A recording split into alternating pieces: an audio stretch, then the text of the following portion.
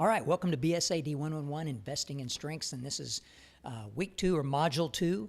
And this week we're going to really explore more deeply how to develop your own strengths and think about your individual strengths and how you can leverage those to be more successful.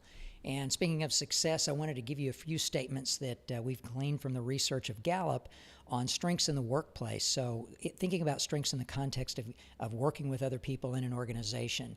And so to fully understand how to apply your greatest talents and strengths in everyday life, it's figuring out how you can get into that strengths zone. And what we know is that folks that are experiencing and using their strengths at work are 6 times more likely to be engaged in their job. And that means emotional engagement, investment in the work that they do. So it obviously benefits the organization that they're working for, but it also benefits the individual because you go to work with a lot more passion and energy. Work goes faster, you get to do a lot of work, and you get a lot of satisfaction in the work that you do.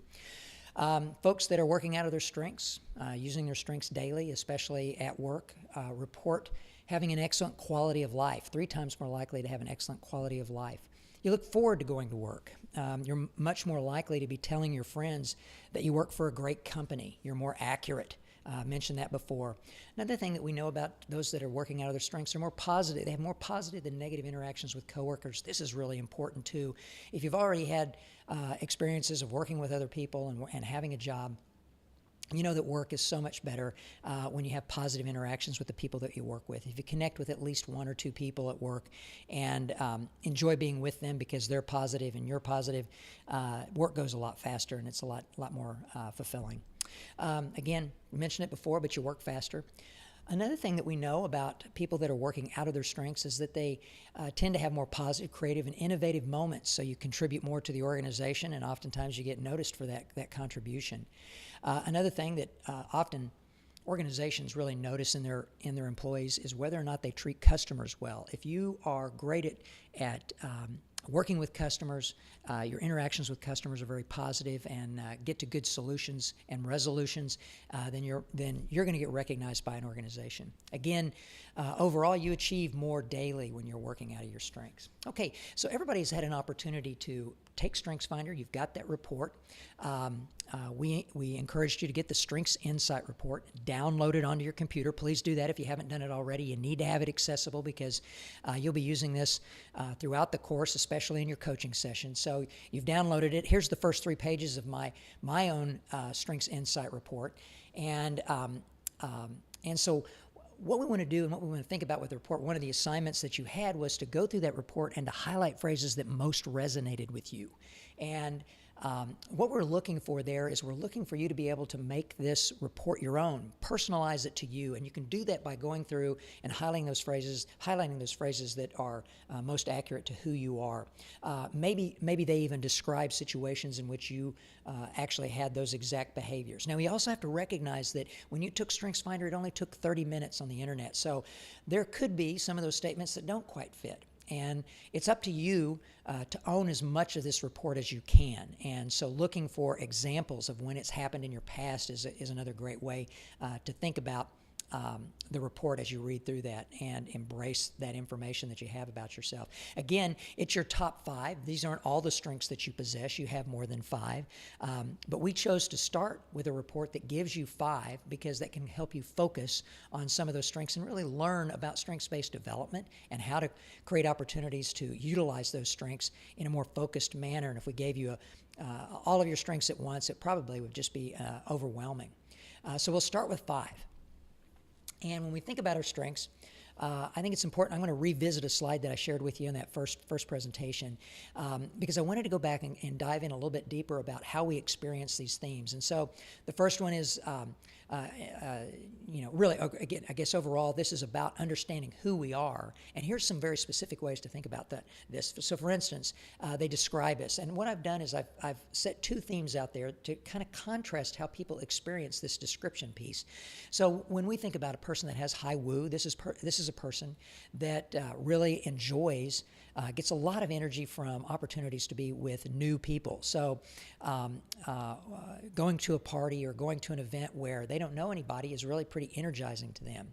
And so that describes a little bit about who they are as a person. They're going to look for those types of events and opportunities to participate in. A learner would have probably a very different way of describing themselves, and would probably lean more towards something about the energy that they get from understanding something in a way that they haven't ever understood it before. So really maximizing their learning and mastering some subject matter. Now, here's what's interesting is that these aren't two opposite themes. These are two themes that actually can go really well together. In fact, I've met a lot of people that have both woo and learner in their top 5. But this describes just one aspect of who they are. They influence our choices. So I put these two together because it does give a little bit of a contrast. Let's say these two folks are working in an organization and a project is offered up by a supervisor.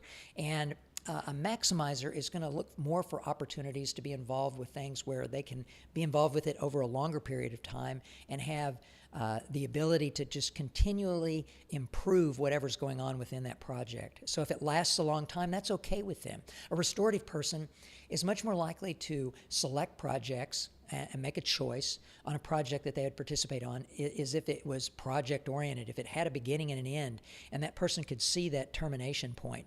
Restorative folks like to look at things as problems to be solved.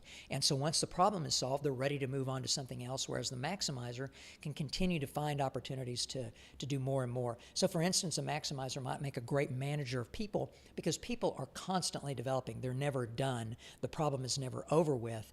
They continue to need development and opportunities to grow just a little bit more. They direct our actions. So let's say you're in an organization or you're in a student organization or a club, and there's a couple of people are engaged in an argument. These two themes, harmony and command, would react very differently to that scenario. And the harmony person would immediately want to take action around resolving that conflict. That's where their energy comes from, and they have this need to try to resolve the conflict. A command person, on the other hand, might want to enter into the argument. They might think that they have an opinion that they could lend that would help to resolve the issue. And so they might want to actually engage in the argument itself as opposed to resolving it. And so there again, our themes direct how we react to it. Not necessarily wrong or right.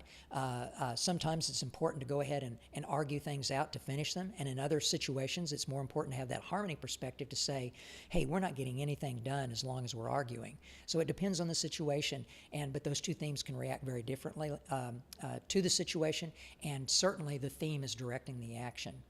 And lastly, they explain why we're better at some things than others. And I have these two themes, includer and individualization, up here because they would react very differently to say a scenario. Well, let's say, for instance, an includer. An includer is a person that's looking for opportunities and probably makes their best contribution when there's a group and there are folks that are feeling disenfranchised or they're feeling like they're not a part of the group. They haven't been included. Includers are great at creating opportunities to pull those people in so that they feel a part of the whole, whereas an individualization person is much more energized around opportunities to go deep with one person and to really figure out how that person ticks and how they can make a contribution to the large organization based on who they are as an individual, whereas an includer wants everybody involved.